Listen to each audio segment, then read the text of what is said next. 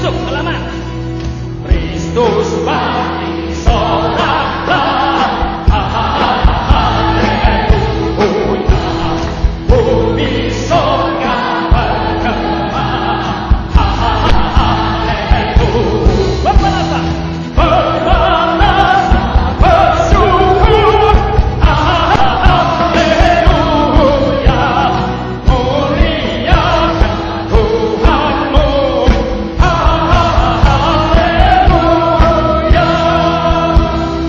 Karya kasih-Nya genap. Haleluya.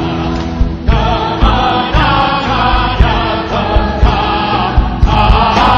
Haleluya. Sediakan berikan. Haleluya.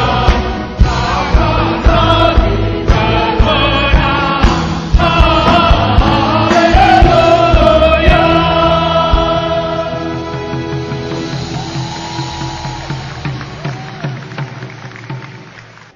Puji Tuhan.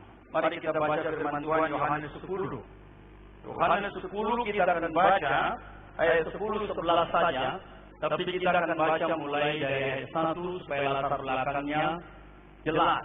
Tapi nanti kita baca 2 kali Yohanes 10 ayat 1-11. Siapa yang bawa kitab suci? Boleh diangkat kitab sucinya? Coba digoyang-goyang kitab sucinya. Yang goyang-goyang. Yang tidak bawa kitab suci.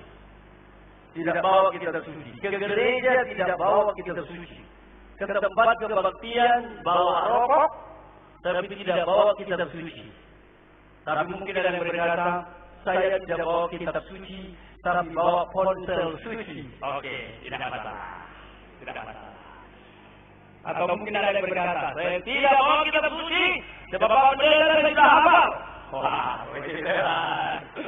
Tapi saya ingin mengatakan kepada semua jemaat komunitas pendapat Rocky di diaspora, firman Tuhan berkata, iman timbul dari pendengaran, pendengaran akan firman Tuhan. Perhatikan, gereja-gereja yang kuat, gereja-gereja yang umatnya bisa menjadi berkat adalah gereja-gereja yang sungguh membuat pembacaan kitab suci, belajar kitab suci, menekuni kitab suci menjadi sesuatu hal yang sangat penting. Bukan hanya membangun gereja-gereja besar. Banyak gereja suka membangun gereja besar. Berapa waktu yang lalu saya menegur, saya berkata, siapa suruh kamu bangun gereja besar? Kalau kau bangun gereja besar, dan untuk gereja besar, kau akan butuh uang. Dan karena itu kau akan mendekati orang-orang yang konglomerat. Konglomerat bagus apa-apa. Kalau konglomerat hitam bagaimana? Setelah selesai khotbah di satu tempat, saya khotbah tentang kebenaran. Saya berkata, fondasi gereja adalah kebenaran. Seorang majelis datang tarik saya ke sebelah. Dia berkata, Bapak Pendeta, terima kasih khotbahnya. Bagaimana pandangan Bapak? Gereja yang dibangun oleh konglomerat hitam. Saya tidak anti gereja besar, tapi saya mengatakan, mari kita kembali ke kitab suci. Gereja yang dipuji oleh Tuhan Yesus adalah gereja Smyrna. Wahyu pasal 2, itu miskin sekali. Jangan pernah mengatakan gereja besar berarti pendetanya diberkati Tuhan. Belum tentu.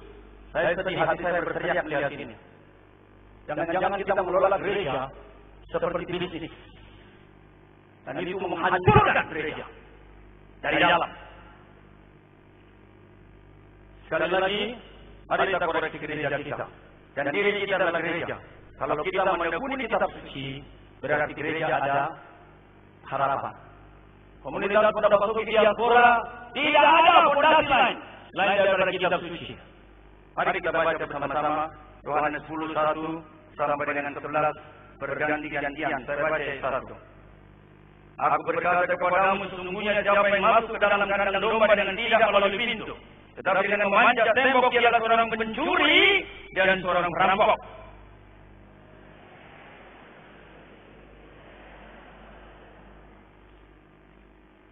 Untuk dia penjaga membuka pintu, dan domba-domba mendengarkan suaranya. Dan dia memanggil domba-dombanya masing-masing menurut namanya dan menuntunnya keluar.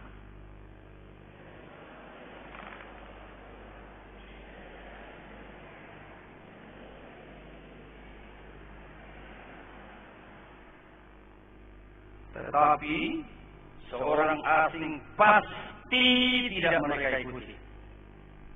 Malah mereka lari daripadanya. Sayangnya dalam kenyataannya banyak sekarang orang lari ke tempat-tempat yang aneh. Karena suara orang-orang asing tidak mereka kenal. 6.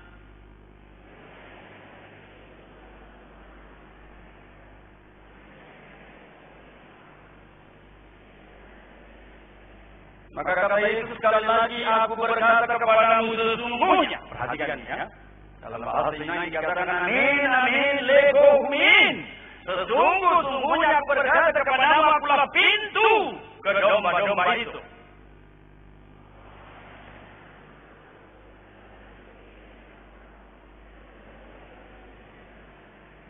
Akulah pintu. Barang siapa masuk melalui aku, ia akan selamat. Dan ia akan masuk dan keluar dan menemukan padang rumput.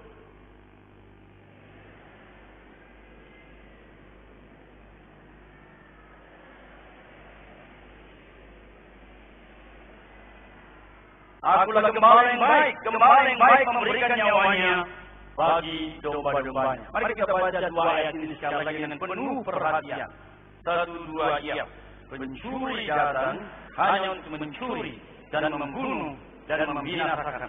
Aku datang supaya mereka punya hidup dan punyainya segala kelimpahan. Akulah gembala yang baik. Gembala yang baik memberikan nyawanya bagi domba-dombanya. Pertama-tama saya mengatakan kepada Bapak Ibu sekalian, setiap kali kita berpakaian seperti ini, ingat, sekali lagi saya katakan, saya mohon, ingat dengan jelas. Rayakan hari seperti ini dengan perasaan berbeda. Kalau tidak salah, Paskah HKBP Marturia adalah minggu depan. Lakukan dengan hal yang sangat berbeda. Berbeda karena apa? Jangan sekedar pesta-pesta. Karena apa? Di dalam kebangkitan Kristus seperti ini, ada 2 hal minimal saya mengatakan sekarang pada kita. Ditegaskan, Yesus adalah pribadi yang dahsyat, melampaui semua nabi-nabi, termasuk nabi besar yang dianggap nabi besar. Semua nabi-nabi mereka mati dan tidak bangkit. Moga bangkit. Saya berharap, semua saya harapkan, kita berharap pendeta ini semua bangkit. Tapi moga-moga tidak memberi kepastian.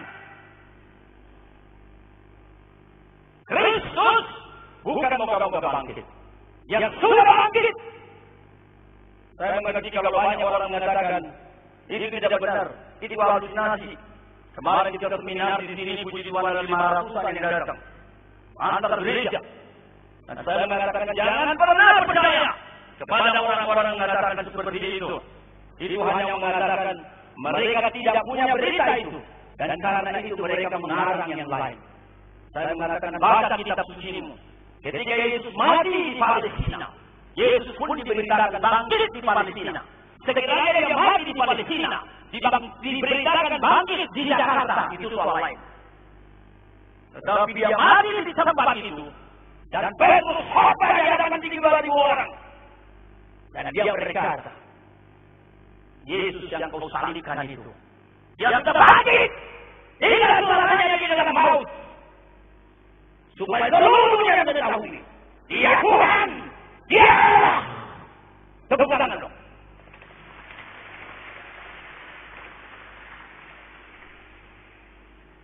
No comparison. Jangan pernah bandingkan Yesus dengan siapapun di bawah kolong langit. Tidak ada perbandingan. Kalau ada nabi yang bangkit dan Yesus bangkit, baru bandingkan. Tetapi Yesus bangkit, yang lain tidak bangkit, mati. Tidak ada perbandingan. Dan kalau kita baca kitab suci baik-baik, Matius, Markus, Lukas, Yohanes, apa yang terjadi? Mereka hanya bisa bikin kabar bohong. Katakan muridnya mencuri. Apa artinya?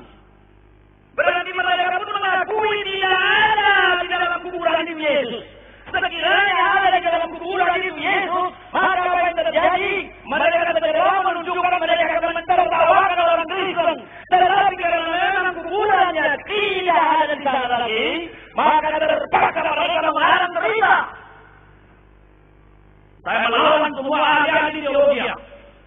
Saya bersyukur saya juga belajar teologi. Saya tidak bodoh. Puji Tuhan kita sudah memimpin seminar. Kalau Tuhan berkenan kita akan terus memimpin seminar. Kemarin kita bikin di ruang mana? Ruang sana. Yang datang kira-kira 500. Kita doakan memimpin seminarnya di sore yang datang 10.000. Mau? Tapi bantu ya. Doakan, bantu doa, bantu dana, bantu diri. Karena ini suara bukan gratis.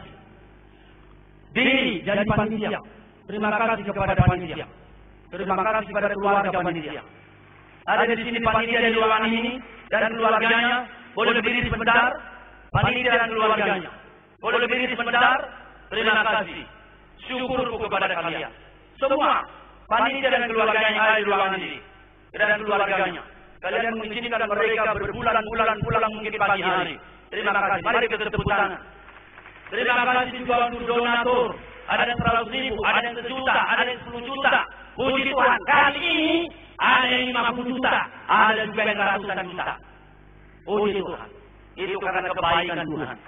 Meskipun begitu, 3 hari lalu saya dengar dananya kurang 70 juta lagi. Jadi kita butuh sungguh-sungguh. Mana donaturnya? Puji Tuhan. Mungkin tidak mau angkat tangan. Malu-malu. Sekali lagi terima kasih. Kristus bangkit dia! Kembali. Dikau yang bangkit. Puji Tuhan. Yang kedua, Kristus bangkit menyatakan apa? Kitab suci benar. Itu sebabnya Paulus berkata dalam 1 Korintus 15 yang sangat penting dalam beritakan kepadamu, yaitu Kristus bangkit sesuai kitab suci. Sesuai kitab suci. Yesaya 25 ayat 8 sudah dikatakan, maut ditelan selama-lamanya. Maka semua air mata akan dihapus dari seluruh manusia.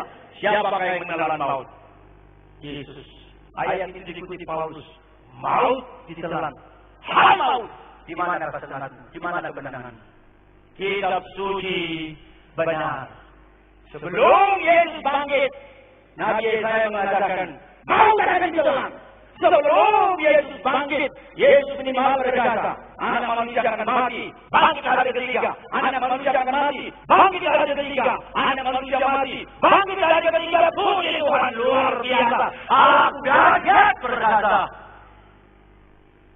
Sekali lagi, nyatakan syukur kepada Tuhan untuk kitab suci. Angkat kitab suci. Angkat ponsel suci. Ada ponsel suci. Baca. Mari saling mendoakan supaya republik ini beres. Sebenarnya keluarga saya maki-maki saya. Nau doh, nanoan doh, bodoh kau, insinyur kau dan ibu. Tapi kau jadi pengkhotbah keliling kau. Nanti apa yang terjadi? Damai bagi mundur bagi kami. Damailah bagi kalian, persembahan buat kami. Tapi dia saya katakan bodoh. Senior saya pendeta Sabar Jahan. Itu the best waktu kelas 3. Orang pintar, tapi jadi pendeta juga. Sama-sama bodoh kita lain. Paulus berkata orang bodoh bagi dunia, tidak apa-apa. Mari orang bodoh, kita menjadi berkat bagi sesama. Puji Tuhan. Tema kita Kristus memberi kepastian. Kepastian apa? Hidup penuh dengan ketidakpastian. Orang berkata, sekolah. Setelah sekolah tinggi-tinggi kerja. Gobe masari, arian nang botari, lau persikolah geleki. Dia harus sekolah setinggi-tingginya sampai aku mentok. Kalau saya terjemahkan. Tapi apa terjadi? Apa yang terjadi? Setelah sekolah, putus sekolah hasian lagu. Coba. Dari kampung kami dan Sagala banyak orang sekolah. Tetapi hasilnya berapa? Oh iya, bagus orang Batak, puji Tuhan. Al-Fatihah untuk menyekolahkan anak. Sudah sekolah, sudah pasti. Oh, harus kerja. Oh, orang itu banyak kerja. Setelah kerja, PHK. PHK. PHK.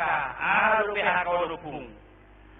Putus hubungan kerja. Ini yang paling mengerikan sekarang. Orang berkata pegawai negeri pun tidak apa-apa, asal pasti. Sekarang pegawai negeri pun tidak pasti. Banyak ketidakpastian. Tadi sudah berkata, nikah tidak apa-apa. Itu bonus. Terima kasih kepada Donda. Siapa bilang menikah lebih baik dari tidak menikah? Saya mengenal setelah menikah, mencucurkan air mata. Setelah menikah, meraung-raung. Seorang istri datang kepada saya meraung-raung. Dipermainkan suami. Kalau begini aku tahu dulu, saya tidak mau menikah. Jadi jangan cepat-cepat mau menikah. Doakan sungguh-sungguh, kecuali dia sudah ikut KBD berkali-kali. Ya kan, dia sudah imannya sudah bagus, dia tahu mengasihi istrinya. Di dalam hati ini sayang, hanya namamu. Kalau begitu kau akan menikah. Mana pernah ku tahu, mama, engkau benci padaku. Di dalam hati ini, mama, gitu, mama.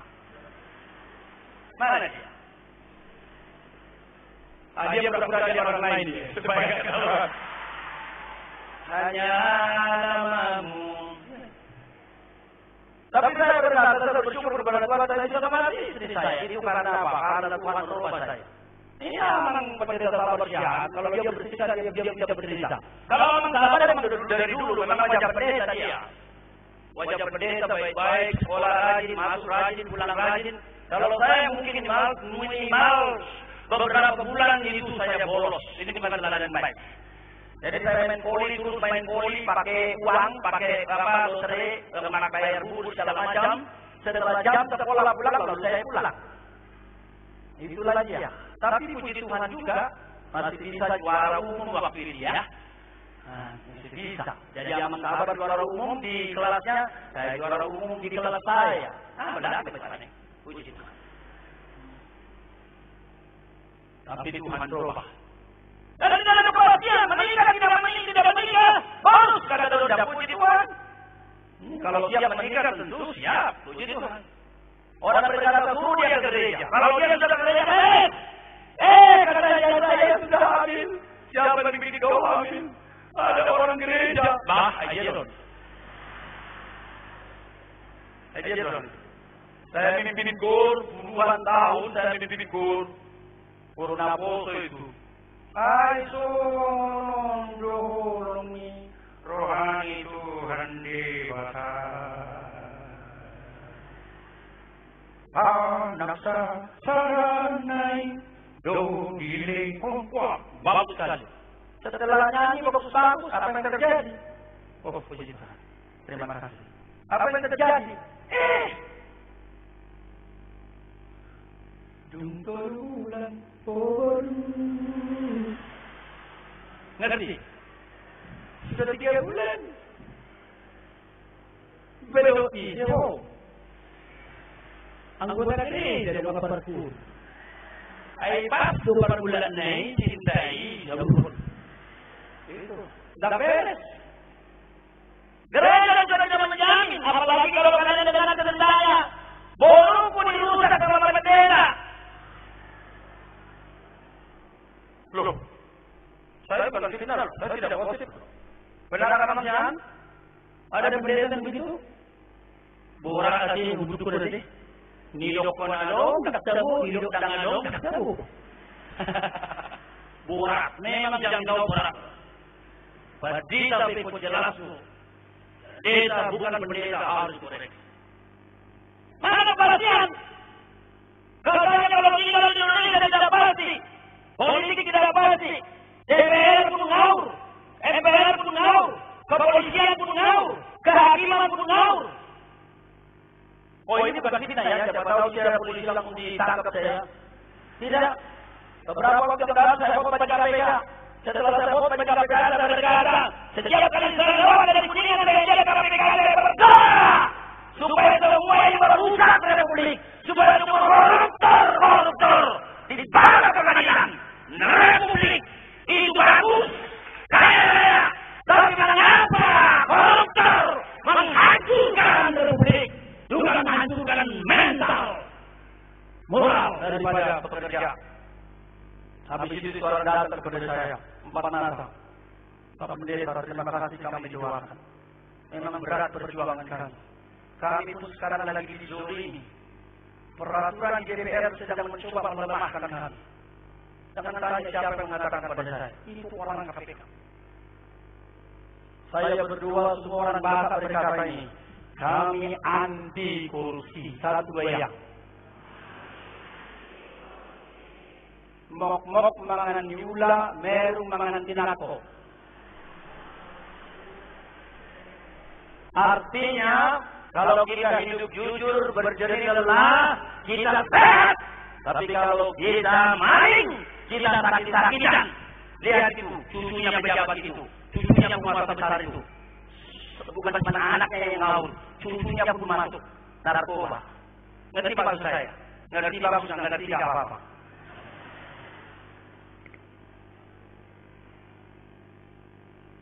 Saya sebenarnya bilang sama teman-teman, coba bikin 2 spanduk. Kami orang Batak mendukung gerakan pembersihan korupsi.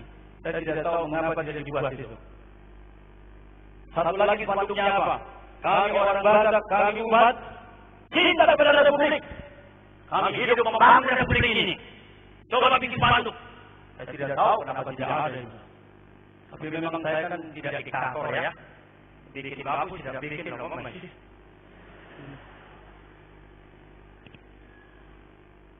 Saudara-saudara sekalian, saya sungguh melihat hidup dalam ketidakpastian.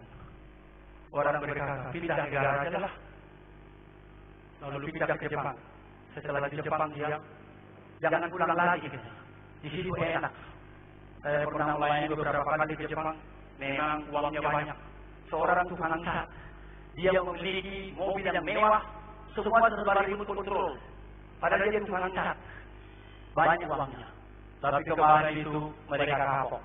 Mereka bilang, dulu aku mau di Jepang, supaya ini ternyata Jepang dia sekaligus menghabisi. Dalam gempa, kami berdansa. Kami bilang gak apa-apa, kita dibangun dengan struktur yang kokoh. Tidak ada koruptor pejabat di Jepang ini. Menurut ilmu sipil, sampai 8,79 skala Richter akan tetap goncang ini. Tidak mungkin lumpuh, paling miring sedikit. Lalu mereka santai-santai. Setelah mereka santai dari atas, mereka lihat air sungai datang dari laut. Akhirnya mati sedikit. Disapu bersih meninggal dunia. Setelah itu apa? Datang lagi. Apa itu? Nuklir. Bikin berita heboh. Saya berdoa Tuhan, biarlah negara Jepang yang begitu hebat, begitu maju, kuat teknologi, mereka sadar kepastian hanya ada di dalam Engkau. Selama mereka tidak percaya kepada Engkau, mereka hanya percaya kepada nyawa mereka. Kami berdoa Tuhan supaya terjadi perubahan besar-besaran di seluruh Jepang. Amin.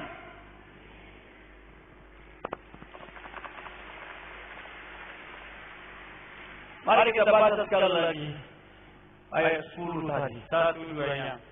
Pencuri datang hanya untuk mencuri, membunuh, dan membinasakan. Aku datang supaya mereka mempunyai hidup dan mempunyainya dalam segala kelimpahan. Apa yang Bapak Ibu lihat di sini ada dua arus yang sangat jelas. Pertama, arus negatif. Kekuatan negatif. Tuhan Yesus adalah Allah yang Maha Tahu. Dia tahu jelas apa yang terjadi di dunia yang dicipta. Dia menyebut kata pencuri. Dan itu kali ketiga dia menyinggung pencuri. Sebelumnya dia sudah menyinggung di ayat sebelumnya 2 kali. Pencuri, pencuri, pencuri. Dan dia berkata, pencuri datang hanya untuk apa? Mencuri. Kedua, membunuh. Ketiga, membinasakan. Apa artinya ini, saudaraku sekalian? Sadar atau tidak sadar? Ada kuasa kegelapan sedang bekerja. Anakmu pergi ke sekolah baik-baik, tetapi mengapa terjadi jadi narkoba? Suamimu pergi kesehatannya baik-baik, masih satu tempat tidur, mengapa perlahan-lahan dia hilang? Pencuri tidak berhenti dia, ambil langsung. Kita mau tidak mau hilang aja dia. Kita masih bersama istri, seperti senyum-senyum, dan kemudian tiba-tiba hilang. Apa yang terjadi? Kalau dicuri untuk kebaikan, seorang anak dicuri, disekolahkan jadi pejabat lumayan. Tapi Tuhan berkata, si jahat itu datang mencuri, lalu apa? Membunuh. Lalu apa? Membinasakan.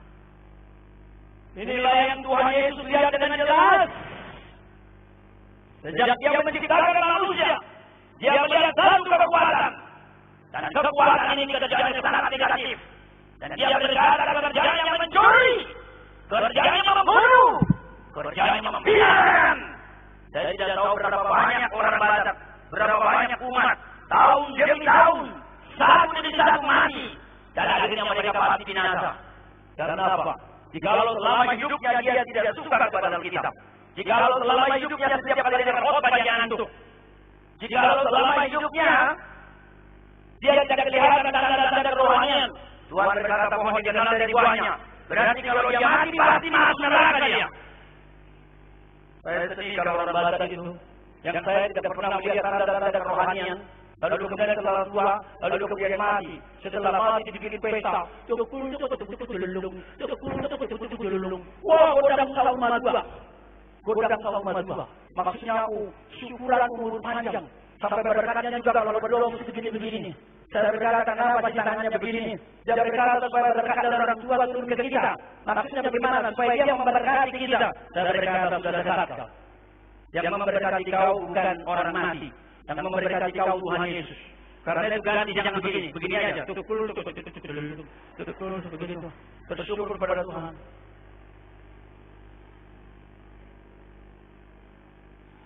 Tadi pagi langsung saya terima SMS, turut berduka cita si ini meninggal dunia. Saya kaget, saya pikir saudara saya yang di Beren yang sakit meninggal dunia. Ternyata ada yang lain meninggal dunia. Saya berkata mudah-mudahan dia bersama Yesus. Itulah yang kita bahkan sore ini di Sora. Orang pasti akan mati. Saya berkata pasca pertama, orang lahir miskin mati, lahir kaya juga mati, lahir pejabat juga mati, lahir direktur juga mati, lahir kondektur juga mati, pasti mati. Pertanyaannya seperti lagu kita. Tudiaho, domateho, arusima, arusima. Kemana kau? Kalau kau tidak bersama Yesus, Kristus memberi kepastian. Kau pasti di neraka. Kalau ada orang tuamu sebelum dia meninggal dunia tidak ada tanda-tanda kerohanian, meraulah engkau. Jangan kau bergoncang, jangan. Tapi kalau dia sudah jadi anak Tuhan dia setiap kali bangun langsung baca Alkitab. Wah, saya bersyukur mama saya dulu. Mula-mula saya paksa baca Alkitab. Tapi setelah sekian lama, akhirnya rupanya dia menikmati. Ketika dia menikmati itu, satu kali saya ketiduran. Lalu dibangunkan saya. Mangapul. Allah, Dungo, bangun. Saya berkata, marbuah. Majaha. Baca kitab suci. Wow. Itu sebabnya sebelum dia meninggal, kita nyanyi Saitio Matanatu Saitu 83 tahun umurnya. Nanti Pak Bultok nanti nyanyi ya, atau mirip-mirip lah. Atau you raise me up gitu. Berdua saya mungkin 93 103 tahun meninggal. Nanti kalau bisa kita kurang ya. Namarmu mulia. Habis itu tak. Asik kan? Asik. Tapi itu tidak bisa terjadi jikalau arus kedua tidak dialami. Arus pertama negatif, pencuri datang, mencuri, membunuh dan membinasakan. Perhatikan 10B, kita baca lagi. Tasya. Aku datang supaya mereka mempunyai hidup dan mempunyainya dalam segala kelimpahan. Puji Tuhan, puji Tuhan. Ternyata arus negatif yang pasti akan dialami oleh manusia berdosa. Tuhan tidak benar. Dia berkata, badai hitam, saya datang supaya kamu memperoleh hidup. Bukan hidup yang gagal, bukan hidup yang susah, bukan hidup yang frustrasi, bukan hidup yang berselingkuh, bukan hidup yang koruptor mempermalukan keluarga semuanya, tapi hidup yang berkelimpahan. Tuhan dialah semua mengalami itu. Tepuk tangan dong. Maksud saya tepuk tangan alami, maksud saya gitu. Saya tidak perlu tepukin. Tidak perlu. Soal ini memang sudah buat saya. Saya pernah feeling mati. Saya berkata Tuhan, kalau mati saya apa gunanya buatmu? Tuhan, saya masih banyak rindu membacakan Injil. Tambahnya sedikit lagi umur ini. Jadi kalau saya lihat begini banyak, saya bersyukur. Berapa kali lagi saya Tuhannya kadang-kadang begitu. Kalau saya lihat mertua saya 83 tahun, kalau saya bisa 83 tahun, puji Tuhan. Tapi semua Tuhan yang tahu saya bilang begitu. Tapi saya berkata kepada teman-teman setiap kali khotbah, saya tidak punya yang lain selain meninggikan Yesus, selain memberitakan nama Yesus, selain mengatakan, hei orang manusia, nikmati kasih Tuhan, nikmati hidup, nikmati kelimpahan. Untuk kelimpahan itulah Tuhan Yesus berkata ayat 11. Baca ayat 11. Mari kita baca ayat 11. Akulah gembala yang baik. Gembala yang baik memberikan nyawanya bagi domba-domba. Ketika saya membaca itu, saya terharu. Secara sadar Tuhan tahu ada satu kekuatan yang negatif sedang menghancurkan ciptaannya. Karena itulah dia taat kepada Bapaknya seperti Donda tadi berkata, cawan ini dia lalu, tapi kehendakmu yang terjadi. Yang mau menerima semua, yang mau menerima murka, siap. Itulah sebabnya ketika dia dicambuk, barang pelur, habis-habisan. Siapa yang nonton RCTI hari Kamis malam? Hari Kamis malam sebelum Jumat Agung. Itu diputar The Passion of the Christ. Ada yang nonton? Oh banyak. Saya sudah sering nonton itu. Dan waktu saya menonton itu, saya baru pulang khotbah capek sekali. Saya mau berbaring. Saya diundang ke Palembang. Waktu saya berbaring, saya selewatan. Karena saya mau siap-siap tidur, selewatan dia tuh, wajah langit. Saya pikir, wah. Diputar lagi, terima kasih. Terima kasih Tuhan untuk RCTI bagi saya. Lalu saya pikir tangan ngantuk. Berdoa sampai habis. Supaya semua mata yang menonton diberkati Tuhan. Saya sudah sering nonton, jadi bukan nonton tahu lagi. Tetapi karena nonton, ya pasti nonton juga. Sehingga waktu saya lihat, dibakar peluru, dihajar. Kemudian dia jatuh. Setelah dia jatuh, lalu dia bangkit lagi. Bapak, jadilah kehendakmu. Oh, saya pikir Tuhan habis-habisan. Saya meneteskan air mata lagi. Ketika dia pikul salib jatuh bangun. Kemudian ketika dia dihipit oleh salib dan bertemu mata dengan ibunya, saya terharu lagi. Saya tutup mata sebentar. Habis itu tiba di atas, habis-habisan. Lalu ternyata bukan api yang dibikin, ternyata adalah semacam apa itu? Oh, semacam bau yang besar. Begitu dipukul teriak, begitu dipukul teriak. Saya harap jangan pernah kita dalam hati Yesus. Seolah-olah karena dia Tuhan tidak merasakan, dia merasakan juga. Karena saudara Tuhan mengajar kepohan Tuhan. Engkau begitu mengasihi Tuhan. Maka ketika saya baca ini ayat, saya terharu. Aku datang supaya mereka mempunyai hidup dan mempunyai kelimpahan, walaupun untuk itu dia harus mati. Di kayu salib dia berkata, Allahi. Itu menjadi teliti sekali. Dia gunakan bahasa Aramik, bukan Eli. Saya kira Yesus memang berbahasa itu karena sehari-harinya dia berbahasa Aramik. Allahku, mengapa engkau meninggalkan aku? Ketika saya dengar lagi itu, saya selalu ingat. Setiap kali saya khotbah itu, saya pasti cucuran mata. Tuhan, begitu baik engkau untuk kami manusia. Tapi kenapa manusia terus hidup di dalam dosa? Tuhan, bagaimana cara saya berkhotbah, Tuhan? Kadang-kadang saya khotbah berjam-jam, kadang-kadang saya kuyup. Tapi saya lihat orang di sekitar saya pun hidupnya tidak jelas juga. Karena saya pikir soal khotbah memang bukan soal kita teriak. Soal khotbah memang bagaimana orang itu membuka hatinya. Tapi kemudian dia berkata, aku haus. Saya berkata, benar dia haus. Tuhan, benar kau haus. Berjam-jam kau tergantung di sana. Sejak hari Kamis malam dia dipimpong, hari Jumat, terus naik ke kayu salib jam 9 menurut Markus.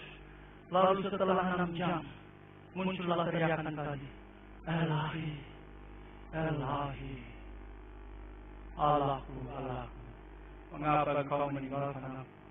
Waktu kemarin seminar Kristologi, saya menegaskan Yesus Allah. Saya adalah sebuah teologi yang berkata Yesus bukan Allah.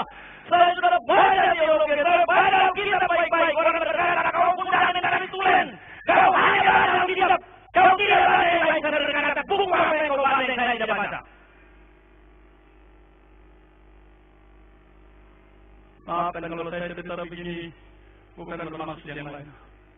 Kalau saya tetap berpegang pada firman, nanti bisa kata bernyanyi dan kayu yang kasar mengubahkan. Biar zaman berlalu, dunia berlalu, ku tetap pegang salib itu.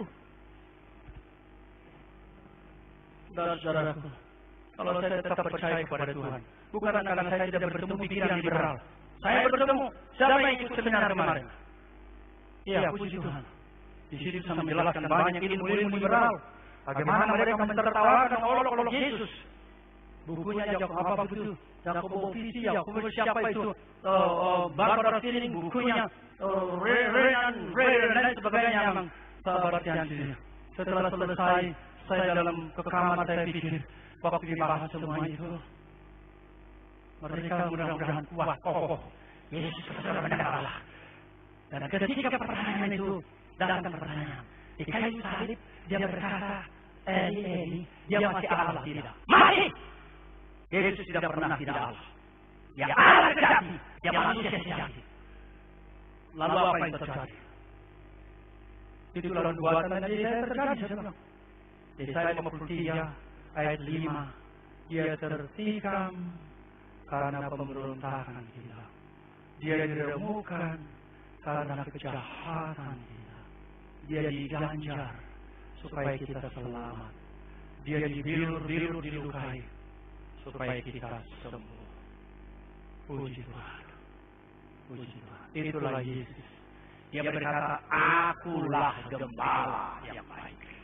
Mengapa pakai gembala yang baik? Mari kita lihat sebentar. Soalnya kalau hanya dikatakan ada gembala yang tidak baik. Ada gembala yang tidak baik. Kalau perhatikan di bawahnya, ayat yang ke-12, sedangkan seorang upahan yang bukan gembala dan yang bukan pemilik domba-domba itu sendiri, ketika melihat serigala datang meninggalkan domba itu, lalu lari, sehingga serigala itu menerkam dan mencerai-beraikan domba-domba itu. Kasihan sekali. Dan itu sebenarnya sudah terjadi perjanjian lama. Coba kita lihat sebentar Yesaya 34. Yesaya 34, Yahweh mengkritik para gembala yang tidak beres.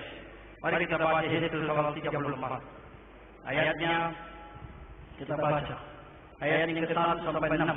1-2 ayat. Lalu datanglah firman Tuhan kepadaku, hai anak manusia, bernubuatlah melawan gembala-gembala Israel. Bernubuatlah dari katakan kepada mereka, kepada gembala-gembala itu, beginilah firman Tuhan Allah. Celakalah gembala-gembala Israel yang menggembalakan dirinya sendiri. Bukankah domba-domba yang seharusnya digembalakan oleh gembala-gembala itu? Kamu menikmati susunya, dari bulunya kamu buat pakaian, yang gemuk kamu sembelih, tetapi domba-domba itu tidak kamu gembalakan. Yang lemah tidak kamu buatkan, yang sakit tidak kamu obati, yang luka tidak kamu balut, yang tersesat tidak kamu bawa pulang, yang hilang tidak kamu cari, melainkan kamu injak-injak. Dengan demikian mereka berserak, oleh karena gembala tidak ada, dan mereka menjadi makanan bagi segala binatang di hutan. Domba-domba berserak dan tersesat. Sekarang banyak umat yang terserak, banyak tersesat. Kalau tadi saya mengatakan sedih membaca di Batapos, si ini jadi gila, si ini bunuh diri, si ini jadi narkoba, si ini putus sekolah. Saya pikir Tuhan, bukan kau berkata, aku datang supaya mereka mempunyai hidup dan mempunyai segala kelimpahan. Apakah orang Batak, apakah umatmu belum sungguh-sungguh mengalami kehadiran-Mu Tuhan? Saya bersyukur setiap kali kita mengadakan KKR di sini selalu banyak datang seperti ini. Padahal komentar beberapa orang mengatakan begini, semua di acaranya saya suka, kecuali khotbahnya banyak banget. Tetapi masih mau datang juga. Puji Tuhan. Sebenarnya saya bisa khotbah singkat sekali, tapi beban di hati saya ini membangun. Kalau Bapak Ibu merasa tidak perlu khotbah panjang, doakan saya supaya saya bisa khotbah pendek, tetapi menyampaikan banyak hal sekaligus.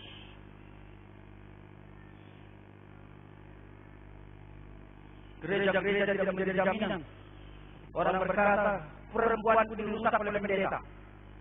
Nah, kalau pendeta seperti ini, apa yang diharapkan dari jemaat? Saya selalu jangan teliti berdoa Tuhan. Biarlah pemimpin gereja orang mencintai Tuhan. Firman Tuhan berkata, buka, memimpin buka, pasti masuk jurang. Gereja yang kehidupan penderitaan tidak beres, majelis tidak beres. Katanya setelah hitung uang, langsung dikantongin. Pasti tidak banyak akan datang. Bangun gereja besar-besar boleh, tapi di mana pengaruh seperti orang-orang kita dengan atas. Puji Tuhan, Yesus datang. Ayat 11, Yesaya 34. Sebab beginilah firman Tuhan Allah, dengan sesungguhnya aku sendiri akan memperhatikan domba-dombaku dan mencarinya. Perhatikan, mari kita baca sekali lagi ayat ini. 1-2 ayat. Sebab beginilah firman Tuhan Allah, dengan sesungguhnya aku sendiri akan memperhatikan domba-dombaku dan mencarinya. Puji Tuhan. Tuhan Yahweh berkata, aku sendiri datang. Dan apa yang dilakukannya? Mari baca 15-16. Yang problemmu besar, yang kesulitanmu besar, baca ayat ini bolak-balik, baca setahun ini, dan minta kepada Tuhan supaya kau alami. Baca ayat 15-16. Mari kita baca jemaat yang baik, 1-2 yang. Aku sendiri, dan aku akan membiarkan mereka berbaring. Demikianlah firman Tuhan Allah. Menghilangkan cari yang tersesat akan kubawa pulang, yang luka akan kubalut, yang sakit akan kukuatkan, serta yang gemuk dan yang kuat akan kulindungi. Aku akan menggembalakan mereka sebagaimana seharusnya. Ada orang berkata, ini teks yang gemuk dan yang kuat akan kubinasakan. Ya, ada satu masoretik teks mengatakan demikian. Tetapi saya tidak setuju terjemahan seperti itu. Terjemahan yang seperti terjemahan lain, yaitu dari Septuaginta, dia teksnya sesuai konteksnya. Ini salah satu cara bagaimana tidak boleh hanya baca teks, tetapi harus lihat konteksnya. Konteksnya kita baca 15, Yesus bertindak, Yahweh bertindak positif. Mengapa muncul tiba-tiba negatif? Berarti Septuagintanya yang benar. Coba kita baca sekali lagi. Aku sendiri akan menggembalakan domba-dombaku, akan membiarkan mereka berbaring. Demikian firman Tuhan Allah. Yang hilang ku cari, tersesat ku bawa pulang, yang luka ku balut, yang sakit ku kuatkan, yang gemuk dan yang kuat ku lindungi supaya tetap kuat, supaya tetap gemuk. Saya berdoa kalau pejabat-pejabat di sini tetap dijaga Tuhan. Beberapa waktu yang lalu saya bertemu ke polisi, saya berkata saya rindu kamu jadi Kapolda, tapi kamu jujur. Dia berkata apa? Udah susah jujur di Republik ini. Udah tahu saya dipindahkan dari satu tempat. Karena apa? Karena saya tidak nyetor. Lalu saya ragu apakah itu karena saya tidak nyetor. Lalu setelah dipindahkan, saya setor. Setelah saya setor, dia mengatakan apa? Adikku, di mana kau mau ku tempatkan? Mari berdoa bagi Republik ini. Biar Kapolri, Kapolda, Kapolsek, apalagi semua yang kakak. Itu orang jujur, orang benar. Dan kalau di tempat ini ada orang benar seperti itu. 2 Tawarin 16 ayat 9 berkata, mata Tuhan menjelajah seluruh bumi untuk melimpahkan kekuatannya kepada mereka yang bersungguh hati.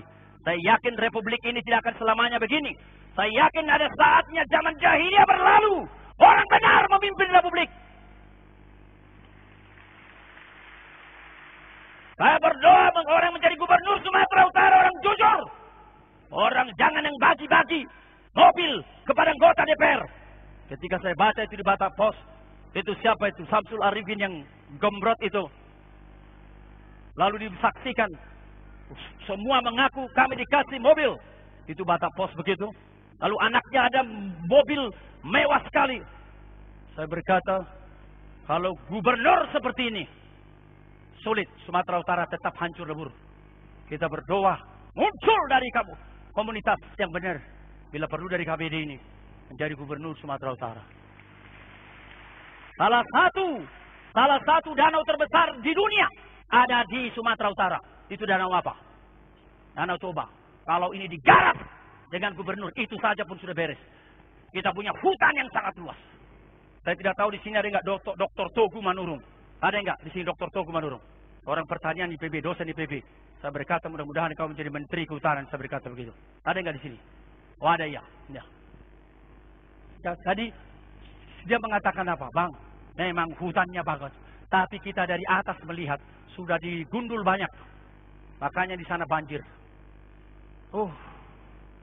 Pencuri datang, mencuri, membunuh dan membinasakan. Selama Republik dipimpin orang-orang seperti ini, kuasa setan menghabiskan. Itulah sebabnya kita berdoa Tuhan, bangkitkan orang benar. Tanganmu kuat. Dan dikatakan di sini, aku sendiri akan memimpin. Pertanyaannya, maukah saudara dipimpin? Luar biasa.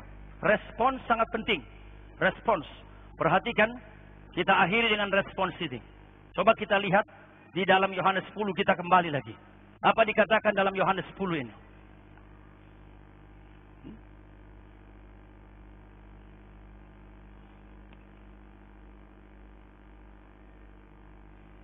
Mari kita baca. Ayat 3. Untuk dia penjaga membuka pintu.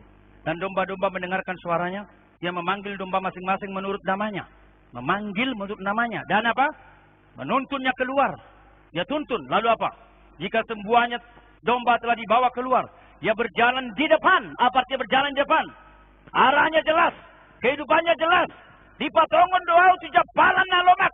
Dia memparingkan aku di padang berumput hijau. Tidak salah. Di pegawai negeri, kalau Tuhan memimpin, tidak salah. Di rumah sakit pedalaman, di Kalimantan, Tuhan pimpin. Tidak salah. Insinyur jadi pendeta seperti saya, Tuhan pimpin. Tidak salah. Tidak menikah, Tuhan pimpin. Tidak salah. Asal karena jangan gengsi. Jangan berkata, gak level ya malu ya. Nah kalau begitu memang Tuhan mengampuni engkau. Akhirnya sampai masa tuamu, orang tua pun nanti gak datang. Bertobat malam ini. Ya. Bonus kata Donda tadi. Lalu dikatakan apa? Domba-domba itu mengikuti dia. Ya. Dan domba-domba itu mengikuti dia. Yesus berjalan depan, ikuti. Karena mereka mengenal suaranya. Kalau di Palestina dipanggil, green, yellow. Kalau misalnya dipanggil yang lain dicoba-coba nggak datang. Apa yang terjadi? Gembala yang memanggil dia, domba yang mendengar dia kenal suara. Maka orang tiru-tiru panggilan, dia tidak mau. Itu sebabnya saya berkata, jangan gereja. Kemarin ditanya saksi Jehovah benar atau tidak. Maaf, dengan segala hormat sama semua tokoh saksi Jehovah, saya berkata itu sesat.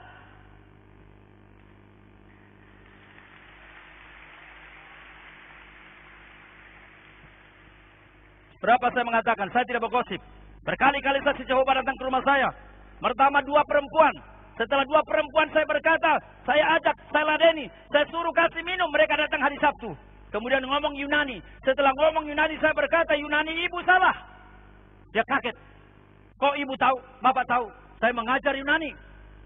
Itu Yohanes 1 bukan begitu isinya. NRK, en hologos, kai hologos, en prostanteon, kai theos, en hologos. Pada mulanya adalah firman bersama dan firman itu adalah Allah. Di sana artikel God dan artikel Yesus itu menyatakan oknumnya berbeda. Dan dikatakan pada ayat terakhir, NRK, en hologos, kai hologos, en prostanteon, kai theos, en hologos. Firman itu adalah Allah sendiri. Salah kamu mengerti. Akhirnya dia berkata, kalau gitu Pak, kami pulang dulu. Baik, kau pulang, coba bawa ke sini pemimpin saksi Jehovah paling pintar di seluruh dunia. Suruh ke rumah saya. Saya kasih minum kopi dan doakan supaya dia kembali ke jalan benar. Benar, datang 2 orang. Datang 2 orang marga Limbong lagi. Saya bilang, gak usah galah, kamu Limbong. Bah, donga tubuh hitate, katanya. Bersaudara, iya bersaudara. Lalu mainkan sekarang, main. Setelah main, tanya apa saja, saya jawab. Saya tanya sekarang, kau jawab. Kita bersaudara dan terbuka, saya bilang. Akhirnya apa? Ata aluda amang bah, katanya. Saya kalah. Ada enggak buku-buku amang? Oh ada. Saya kasih, bah, ayo kamu terus menghapus segala nih di boda pasok gitu. Iya. Kau menghapus segala yang memimpin. Iya. Kalau begitu, mintalah semua bukunya, aku kasih semua gratis. Minum kopi. Benar, semua saksi Jehovah. Datang, undang saya pertemuan konferensi di sini. Saya akan meladeni kalian dengan kasih sayang. Saya akan berkata, jikalau kau percaya Alkitab, kau yang sesat. Kecuali kau membaca Alkitab dengan cara yang berbeda. Oh, saya tidak sungkan mengatakan kesesatan. Untuk ini saya meninggalkan studi saya. Untuk ini saya memberontak dalam tanda kutip kepada orang tua. Orang tua saya menyekolahkan saya. Tuhan anakku, belum ada sarjana dari sekolah kita. Dari sarjana Republik. Abang saya nomor 1 berkata, aku sarjana tukang-tukang itu, naigomak do katanya. Entah dari mana sarjana saya ini. Tapi kau, singkat cerita. Saya berkata, Tuhan yang minta saya akan jalan. Dan saya belajar. Saya bersyukur ada kesempatan studi di berbagai tempat. Termasuk di antah berantah itu. Dan saya bertemu dengan orang-orang luar biasa pintar di dunia. Orang-orang mengerti teologi yang mengerti yang saya maksud. Peter Stuhlmacher, saya ngomong-ngomong kepadanya. Howard Marshall, saya ngomong-ngomong kepadanya. Graham Stanton, saya ngomong-ngomong kepadanya. Thomas Brody, saya ngomong-ngomong kepadanya. Makanya ketika ada orang seperti Yohanes Rahmat, pendeta dari sebuah gereja besar mengatakan, Yesus tidak bangkit, itu hanya metafora, itu hanya simbol. Begitulah semua penulis Alkitab menuliskannya. Saya langsung tulis di situs saya, menghapusagala.com. Di Kompas dia tulis pagi saya baca. Langsung sorenya saya berkata, kalau Yohanes Rahmat, pendeta dari gereja besar ini mengatakan, saya menganut demikian, itu urusan dia. Tetapi ketika dia berkata, semua penulis Alkitab perjanjian baru sebenarnya menganut Yesus tidak bangkit. Itu pandangan, saya langsung mengatakan apa? Itu Yohanes Rahmat salah. Saya tidak berkata, sorry, in this matter we are different. Saya tidak berkata secara scholar, secara ahli, kita berbeda. Itu sesopan-sopannya. Tapi kali saya tulis, dia mutlak salah. Karena apa? Alkitab ditulis dari kebangkitan. Gereja dibangun dari kebangkitan. Dan hidup kita bangun dari kebangkitan. Generasi muda, ikuti Yesus. Jadi pemimpin Republik. Amin. Amin. Pegawai negeri, ikuti Yesus. Sang gembala memimpin engkau. Maka engkau berguna bagi Republik. Amin. Saya merindukan dari orang Batak muncul orang-orang benar. Jangan namanya haposan. Tapi dia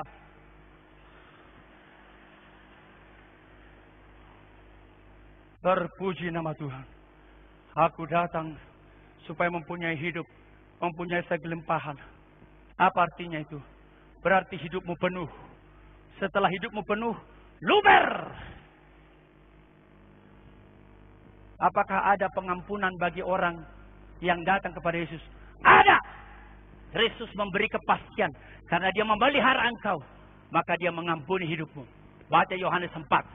Suami sudah 5. gonta-ganti. Sekarang ke-6. Tapi Yesus datang. Dia memberi kehidupan. Dia terima. Dan perempuan Samaria menjadi orang benar. Apakah ada kuasa kalau saya memiliki masalah dalam rumah tangga? Ada. Baca Yohanes pasal 2. Ketika pernikahan, kehilangan anggur, mereka hampir malu. Yesus datang. Dan ketika dilaporkan, mereka kekurangan anggur. Dia rubah air menjadi anggur. Anggur manis. Puji Tuhan. Kalau saya mengalami masalah-masalah besar, misalnya saya penyakit besar, apakah ada jawaban? Tuhan berkata, ya. Jikalau Tuhan berkenan, tidak ada satu penyakit yang Tuhan tidak bisa temukan. Tetapi saya yang mengatakan, hidup berkelimpahan tidak berarti maka saudara tidak sakit.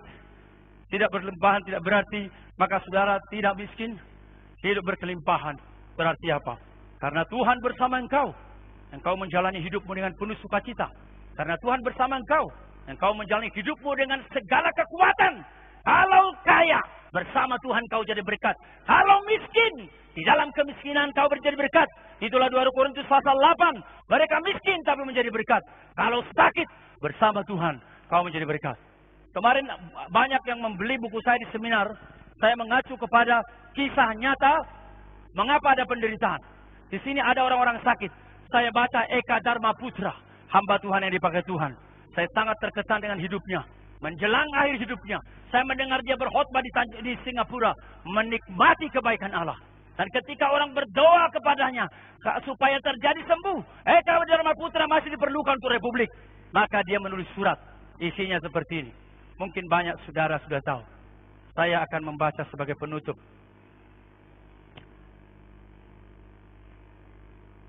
Rekan-rekan sepelayanan, kawan-kawan seperjuangan, saudara-saudaraku seiman yang saya kasihi dan segenap hati. Terpujilah Tuhan yang telah berkenan mengantarkan saya melalui perjuangan panjang, kurang lebih 21 tahun lamanya. Selama 21 tahun itu, saya akui saya tidaklah seperkasa singa, sekuat gajah, atau setegar baja. Saya adalah darah dan daging, manusia biasa-biasa saja, yang sekadar berusaha untuk setia kepada Tuhannya. Halaman 73 yang bawa bukunya. Tidak jarang 21 tahun itu saya lalui dengan amarah, cemas, dan rasa terluka di jiwa. Namun demikian pada saat yang sama, tahun-tahun tersebut juga adalah tahun-tahun yang amat kaya dan limpah dengan rahmat dan berkat. Saya disadarkan betapa Tuhan yang saya ikuti tak selalu menyenangkan, tapi tak pernah mengecewakan. Saudara-saudara sekalian, kini saya telah hampir tiba di penghujung jalan, berada di etape-etape terakhir perjalanan hidup saya. Para dokter telah menyatakan, tidak ada lagi tindakan medis yang signifikan, yang berarti, yang dapat dilakukan untuk memperbaiki kondisi kesehatan saya, kecuali mungkin transplantasi hati. Dalam situasi seperti itu, ketika tangan dan upaya manusia tak lagi mampu melakukan apa-apa yang bermakna, kita bersyukur. Karena bagi orang beriman, selalu ada yang amat berarti, yang dapat dilakukan. Dan itulah yang kita lakukan malam ini, berdoa. Jadi surat ini dibacakan dalam persekutuan doa, mohon mujizat Tuhan bagi dia. Kita menyatakan penyerahan diri kita, seraya mempersilahkan tangannya bertindak, dan kehendaknya berlaku dengan leluasa. Bila Anda berdoa untuk saya, baik di sini maupun di mana saja, saya mohon, perhatikan kira-kira apa isinya. Saya mohon terjadi mujizat di jamaah Tuhan. Teologi sukses pasti begitu. Tapi kita menganut teologi setia sampai akhir. Sehat puji Tuhan, sakit puji Tuhan, kaya muliakan Tuhan, miskin muliakan Tuhan. Itulah hidup berkelimpahan. Dia bisa menikmati hidupnya dan berbagi hidup meskipun dia miskin sekali. Sebaliknya hidup tidak berkelimpahan, dia bisa kaya luar biasa, terus menarik, pelitnya setengah mati. Pekerjaan Tuhan tidak pernah dia dukung. Sampai dia mati, dia tinggalkan semua apa yang dicarinya selama ini. Itulah pekerjaan setan. Saya ulangi, bila Anda berdoa untuk saya, baik di sini maupun di mana saja, saya mohon janganlah terutama memohon agar Tuhan memberi saya kesembuhan atau mengaruniakan saya usia panjang. Jangan katanya. Atau mendatangkan mujizat dahsyat dari langit. Jangan. Biarlah 3 perkara tersebut menjadi wewenang dan urusan Tuhan sepenuhnya. Perhatikan, mengakui kedaulatan Allah. Jikalau saudara beriman kepada Tuhan, katakan, ya Tuhan, hidupku kuserahkan padamu. Akan bagaimana bentuk kehidupan itu urusanmu. Tapi Gembala Agung akan memimpin engkau. Lalu dia berkata sebagai penutup, saya cuma mohon didoakan Agar sekiranya benar ini adalah tahap pelayanan saya yang terakhir, biarlah Tuhan berkenan memberikan saya dan keluarga keteguhan iman, kedamaian, dan keikhlasan dalam jiwa. Semoga Tuhan berkenan menganugerahi saya perjalanan yang tenang, kalau boleh tanpa kesakitan dan tidak mahal biayanya, sampai tiba di pelabuhan tujuan. Inilah hidup berkelimpahan. Sakit, kanker menggerogoti dia. Saya berdoa di tangan Sang Gembala. Amin. Maukah engkau menyerahkan hidupmu kepada Gembala Agung? Gembala yang dahsyat,